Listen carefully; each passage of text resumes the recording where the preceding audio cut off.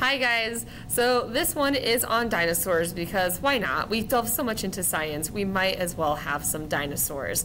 So I wanted to tell you just a really short personal story.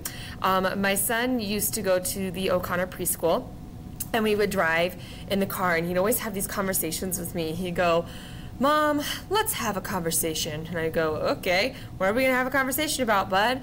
And it just totally depended on the day. He got to talk about whatever he wanted. And one day he said, "I'd like to talk about paleontology." And I was like, big word for a 4-year-old. Okay. So I said, "All right, cool. What do you want to talk about?" Like, well, paleontology is a study of our dinosaur bones. They're kind of like, and he goes on and on about archaeologists, and they have these tools. He's telling me all about it, and I was like, that's really cool. He goes, "I think I'd like to be a paleontologist when I get older." And he does. He still does at this point in his life. He says he wants to be a paleontologist. And I said, "Well, that's awesome, bud."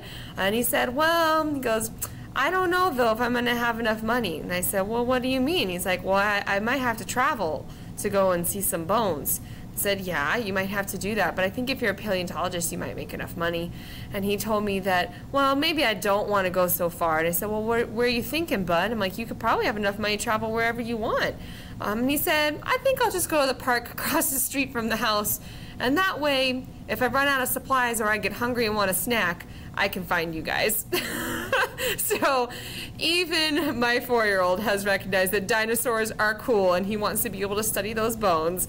So I hope that you guys enjoy learning a little bit about dinosaurs and how they relate to the big history project. Thanks, guys.